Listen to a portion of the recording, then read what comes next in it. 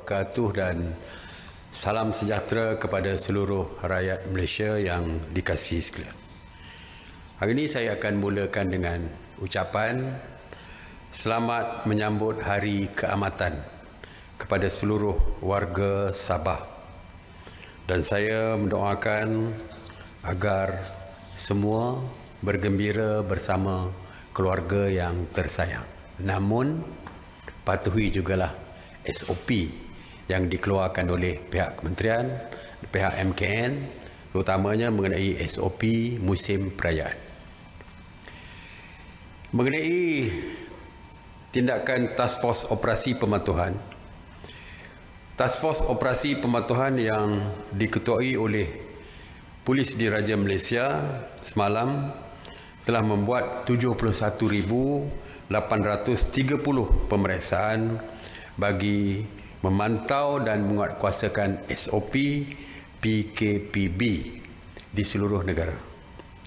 Sebanyak 4,826 pasaraya, 5,360 restoran, 800 penjaja dan 1,151 kilang serta 3,826 bank telah diperiksa. Pemeriksaan juga telah dibuat di 2,119 terminal pengangkutan darat, 241 terminal pengangkutan air dan 140 terminal pengangkutan udara.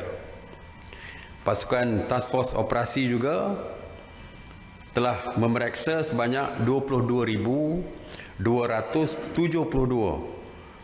kenderaan persendirian, 1,894 kenderaan awam dan 420 vessel. Dan turut diperiksa adalah 1,761 pasar awam, 4,313 tempat ibadah, 2,980 tempat riadah dan 659 tapak binaan. Sebanyak 3,712 pasukan pematuhan telah membuat pemantauan yang melibatkan seramai 19,688 anggota.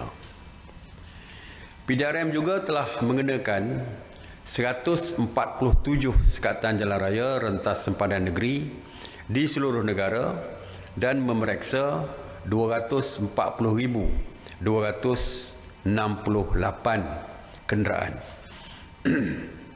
Semalam, PDRM telah menahan 114 individu di atas kesalahan engkar SOP PKPB dan daripada jumlah itu, seramai 108 individu telah pun direman manakala 6 lagi diberikan jaminan polis. PDRM turut mengeluarkan kompaun kepada 471 individu di atas pelbagai kesalahan engkar SOP PKPB. Daripada jumlah 300 kompaun dikeluarkan di Balai Polis, 1 kompaun dikeluarkan atas kesalahan ziarah Aidilfitri. Ada lagi awam ziarah Hari Raya ke-6. Sebanyak 171 kompaun dikeluarkan di lapangan dan daripada jumlah tersebut sebanyak 76 kompaun dikeluarkan di sekatan jalan raya. Jadi sekali lagi saya ingatkan bahawa pemantauan akan terus dilakukan oleh pihak berkuasa dan tindakan juga pasti akan diambil jika berlaku keengkaran kepada SOP pematuhan, keengkaran kepada SOP dan juga peraturan di bawah PKPB ini. Sebelum ini saya telah pun mengumumkan bahawa perjalanan rentas negeri tidak dibenarkan sama sekali. Walau bagaimanapun, mesyuarat khas Jawatan Kuasa Khas Menteri-Menteri yang bersidang pada hari ini telah pun memutuskan yang pertamanya untuk memberikan kelonggaran seperti sebelum ini, iaitu rentas negeri dibolehkan jika kes-kes yang melibatkan kecemasan seperti kematian dan juga kes-kes perubatan yang lain. Begitu juga dengan urusan kerja seperti berulang-alik daripada rumah ke tempat kerja.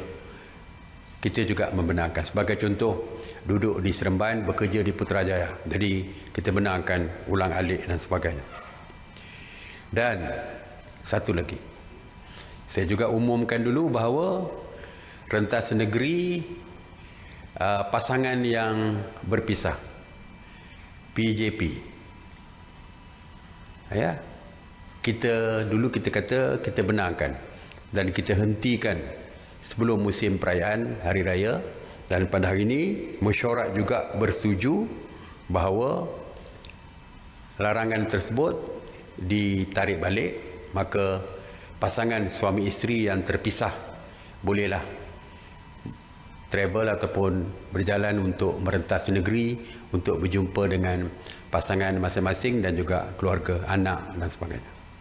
Jadi, dan ianya semua kelonggaran ini akan bermula pada 1 Jun, iaitu hari Isnin.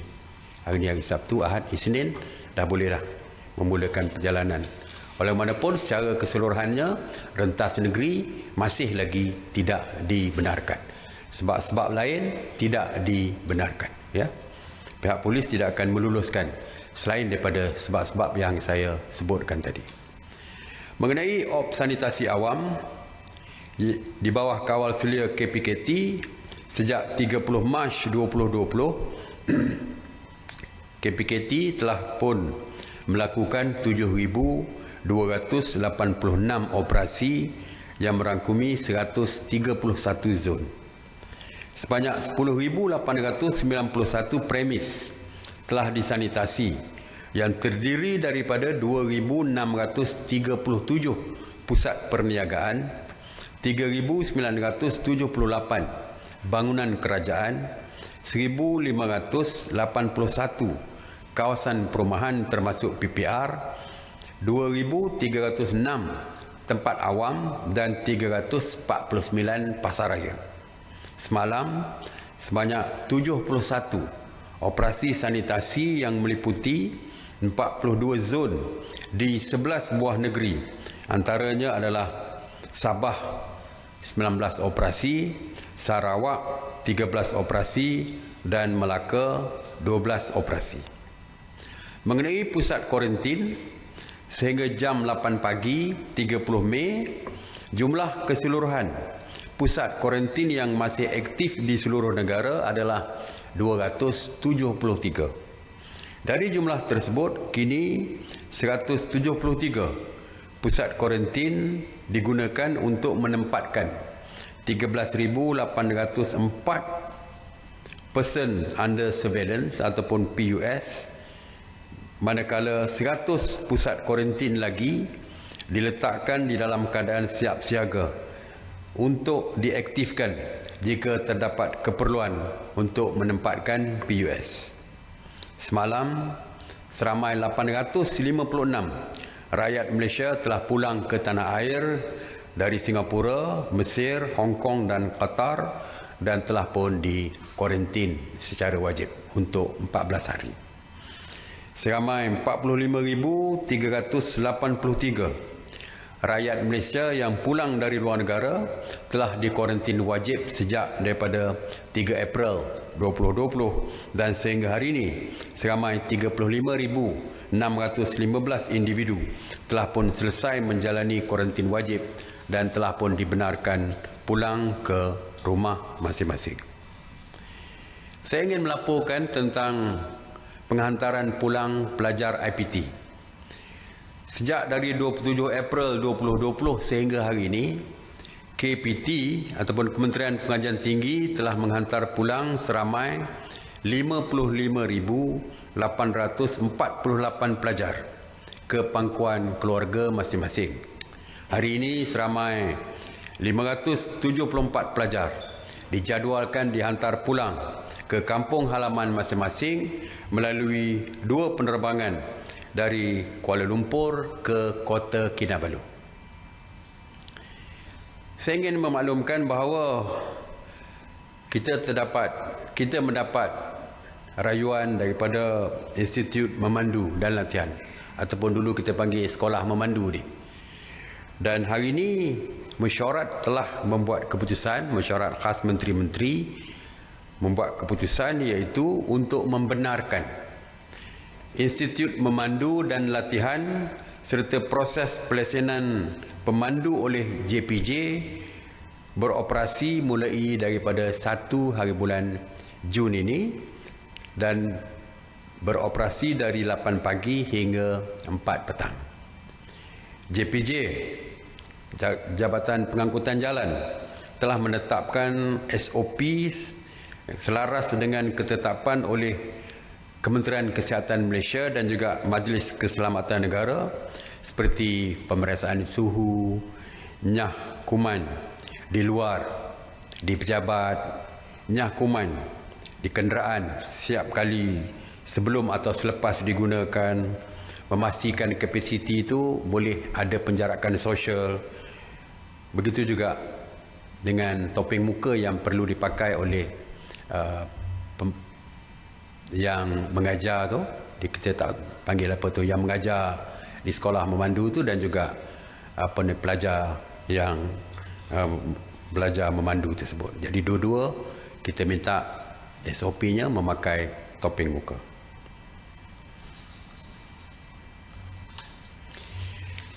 Saya ingin melaporkan sedikit tentang pendatang tanpa izin yang saya sebutkan dipersetujui oleh beberapa negara untuk menerima kembali rakyat mereka. Saya ingin mulakan dengan laporan mengenai saringan COVID-19 bagi parti yang berada di 3 depo imigresen, iaitu di Bukit Jalil, di Semenyih dan juga di KLIA. Setakat hari ini keseluruhan 4,807 pendatang tanpa izin ataupun parti serta pegawai dan kaki tangan di 3 depo tersebut telah pun menjalani saringan untuk COVID-19 ini. Daripada keseluruhannya, daripada jumlah yang disaring, 385 individu telah didapati positif, termasuk seorang kaki tangan daripada depo tahanan Semenyih, dan 37 lagi masih lagi menunggu keputusan. Seperti yang saya sebutkan bahawa kesemua mereka yang positif akan dihantar ke MAEPS Serdang untuk rawatan. Dan daripada jumlah yang dihantar, 26 parti telah pun di-discharge. Seperti yang saya umumkan bahawa kita akan menghantar pulang parti-parti daripada negara-negara yang berkaitan daripada depo tahanan parti seluruh negara. Dan kita pada 28 hari bulan Mei baru-baru ini, Jabatan Imigresen Malaysia bersama dengan Kementerian Luar telah mengadakan mesyuarat khas mengenai penghantaran pulang parti ini bersama dengan Kedutaan Besar Republik Indonesia. Persetujuan kita adalah kesemua parti yang akan dihantar pulang akan menjalani ujian COVID-19, yang mana kita juga bersetuju supaya wakil daripada Kedutaan Besar Republik Indonesia dijemput untuk turut berada semasa ujian dijalankan. Jadi kita benarkan wakil mereka untuk berada semasa ujian COVID-19 dijalankan kepada rakyat mereka. Dan mengenai jadual perjalanannya telah pun dipersetujui, iaitu fasa pertama. Penghantaran pulang parti akan bermula pada 6 Jun 2020 dan akan melibatkan 2,189 warga Indonesia yang berada di depo-depo imigresen di Semenanjung dan juga Sarawak. manakala daripada depo imigresen Sabah seramai 672 parti daripada Indonesia akan dihantar pulang. Kumpulan pertama yang melibatkan 450 parti akan dihantar pulang dengan 3 penerbangan ke Jakarta, Medan dan Surabaya, dan pada 6 Jun 2020 dan akan diikuti pada 10 Jun 2020 dengan penghantaran 445 parti ke Jakarta, Medan dan Surabaya. Proses penghantaran juga akan menggunakan jalan laut, di mana 1,294 parti dijadualkan berlepas ke Medan pada 22 Jun 2020. Manakala fasa kedua akan melibatkan 2,623 parti yang akan dihantar pulang dalam masa 2 bulan daripada sekarang. Jadi yang ini belum siap lagi dokumen perjalanan untuk pulang ini. Jadi Kedutaan Indonesia sedang menyediakan dokumen perjalanan dan kita akan menghantar secara beransur-ansur dalam masa 2 bulan daripada tarikh penghantaran pertama mereka. Bagi kaki tangan pegawai daripada Kedutaan Besar Republik Indonesia, kita juga membenarkan untuk membuat lawatan konsular bagi menguruskan urusan dokumentasi parti yang belum mempunyai dokumen perjalanan. Jadi kita benarkan mereka membuat lawatan untuk menyediakan dokumen perjalanan tersebut. Oleh itu, saya bagi mewakili kerajaan Malaysia ingin merakamkan ucapan penghargaan kepada kerajaan Indonesia di atas segala kerjasama yang diberikan kepada kita untuk membawa pulang rakyat mereka yang berada di pusat tahanan depo di seluruh negara.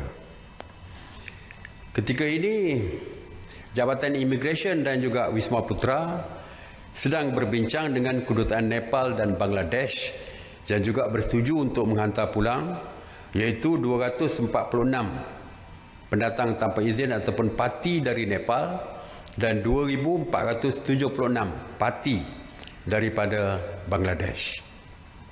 Dan berita yang terbaru kita terima ialah Kedutaan Kemboja, Kedutaan Kampuchea juga telah bersetuju untuk menghantar pulang warga mereka yang sedang berada di depo tahanan imigresen.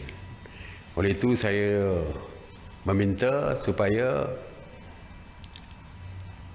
kedutaan-kedutaan lain daripada warga-warga lain yang mana rakyat mereka masih berada di pusat tahanan juga tampil untuk berbincang dengan kita untuk memastikan kita boleh menghantar pulang rakyat mereka ke negara mereka. Jadi itu saja yang saya nak sampaikan. Sekali lagi terima kasih kerana saya difahamkan pematuhan semakin baik sama ada di jalan raya ataupun di kampung-kampung ataupun di bandar-bandar lain yang mana tidak ada lagi isu-isu yang berkaitan dengan pelanggaran SOP hari raya, perayaan dan juga SOP di jalan raya. Yang tidak ramailah yang diarahkan pusing balik dan sebagainya. Jadi saya percaya kalau kawalan kendiri seperti ini dapat diteruskan, insya-Allah PKPB yang kita laksanakan ini mungkin dapat kita tamatkan dengan lebih cepat lagi. Dan saya percaya apabila pematuhan dan juga kawalan kendiri ini dapat dilaksanakan, saya percaya jumlah COVID positif di negara kita akan terus berkurangan. Hari ini kita sudah lihat bahawa jumlah COVID positif semakin berkurangan. Kurang daripada 10 sejak 1 hari 2 hari yang lepas. Dan kalau pematuhan ini diteruskan, saya percaya jumlahnya akan terus berkurangan. Jadi terima kasih sekali lagi. Seruan saya seperti biasa, terus kekal di rumah, bagi terus kekal selamat. Stay home, stay safe. Saya buka kepada soalan. Assalamualaikum Datuk Seri, saya Ros Palih dari Bernama. Selepas Ibu Negara, parti kini dilaporkan mula beralih angin menjadikan pinggir bandar sebagai penempatan mereka, antaranya Sungai Buloh, Sungai Besi, Pekan Subang Lama, Serdang dan Kelang. Memandangkan masih terdapat kes COVID dalam kalangan warga asing, adakah pemeriksaan akan dilakukan di kawasan-kawasan tersebut? Ya. Seperti saya katakan bahawa tindakan mengesan dan menangkap parti berterusan. Tak kiralah waktu COVID, waktu PKP, sebelum PKP atau selepas PKP. Dan juga tak kira di mana. Kuala Lumpur, di luar Kuala Lumpur, di mana-mana saja. Jadi tindakan Jabatan Immigration dan agensi-agensi penguatkuasa lain akan terus menjalankan tugas mereka untuk memburu dan menangkap parti-parti ini. Cuma saya nak sebutkan, oleh kerana disebutkan Sungai Buloh tadi, video yang dikeluarkan baru-baru ini yang menunjukkan sebuah perkampungan Bangladesh kononnya yang baru. Saya difahamkan video itu adalah video lama, 2-3 tahun yang lepas. Ya. Jadi kadang-kadang ada juga video yang benar, ada juga video yang fake. Kalau video yang benar, terima kasih kepada pihak penguatkuasa, tentu saja akan mengambil tindakan segera. Okey. Assalamualaikum Datuk Seri, saya Syabiha bernama. Okey Datuk Seri, semalam dilaporkan bahawa pelajar Malaysia, terutamanya pelajar perubatan yang mahu kembali ke Indonesia untuk menyambung ke pengajian perlu ikut SOP yang ditetapkan oleh negara itu. Jadi soalan saya, adakah kerajaan kita membenarkan pelajar-pelajar ini untuk ke Indonesia walaupun situasi COVID di sana agak tinggi? Ya. Setakat ini, ke mana saja rakyat kita nak keluar negara tidak dibenarkan. Setakat hari ini tidak dibenarkan. Dan setengah-setengah negara pun tidak menerima pun kemasukan rakyat negara lain ke negara mereka. Dan ke Indonesia, kita faham situasi di sana agak, saya tidak tahu nak kata meruncing ke kritikal dan sebagainya, tetapi Indonesia dianggap sebagai salah satu negara yang mempunyai risiko yang tinggi. Indonesia, Amerika dan Brazil kan sekarang ni bila dah ada kenaikan mendadak positif COVID, dulu di Eropah dan sebagainya, kita masih anggap sebagai kawasan yang berisiko tinggi. Jadi setakat hari ini kita tidak membenarkan rakyat kita untuk keluar daripada negara ke negara-negara lain, terutamanya negara-negara berisiko tinggi. Jadi termasuklah dengan pelajar dan sebagainya. Okey. Datuk Seri, terdapat beberapa kelab malam sudah mula naikkan posting mereka di Instagram seolah-olah sudah beroperasi. Adakah kerajaan sudah benarkan kelab malam beroperasi? Mungkin ada tak polis buat serbuan kelab malam yang dah langgar perintah PKP ini? Kelab malam tak boleh. Ya. Masih lagi tidak ada kebenaran untuk kelab malam buka. Mana yang buka itu dianggap sebagai melanggar undang-undang dan peraturan. Jadi saya harap pihak polis, pihak PBT mengambil tindakan segera untuk memastikan kelab-kelab malam tersebut ditutup kerana melanggar akta dan undang-undang yang telah pun kita keluarkan. Ya. Jadi kita minta pihak polis lah ambil tindakan, ataupun pihak PBT tutuplah kerana mereka tak boleh memulakan operasi. Tidak ada kebenaran diberikan sebelum ini. Okey, tidak ada ya? Tak ada kebenaran. Datuk Seri, soalan tambahan saya, terdapat aduan beberapa universiti keluarkan memo minta pelajar kosongkan dom dan mengeluarkan barangan mereka pada tarikh tertentu. Namun apabila pelajar minta kebenaran rentas negeri daripada polis, kebenaran tidak diberi kerana bukan di bawah kes kecemasan. Jadi mereka minta bantuan untuk selesaikan isu ini. Soalan tambahan ya. Macam dalam parlimen ni. Okey, universiti keluarkan arahan untuk mengosongkan dom dan loker. Seperti saya katakan bahawa pergerakan rentas negeri tidak dibenarkan kecuali yang baru dibuka tadilah, kecuali kecemasan dan juga kes suami isteri terpisah. Oleh itu mereka tidak dibenarkan. Dan saya telah pun dapat makluman daripada pihak kementerian bahawa arahan untuk mengosongkan barang mereka di dom tersebut telah pun dibatalkan. Jadi mereka tak perlulah tergesa-gesa untuk pulang ke kampus masing-masing untuk mengambil barangan mereka. Jadi tinggal dululah untuk sementara waktu, insya-Allah sampai masanya kita akan benarkan. Tapi tunggu dulu, not now. Masih lagi belum boleh. Okey? Terima kasih. Assalamualaikum warahmatullahi wabarakatuh.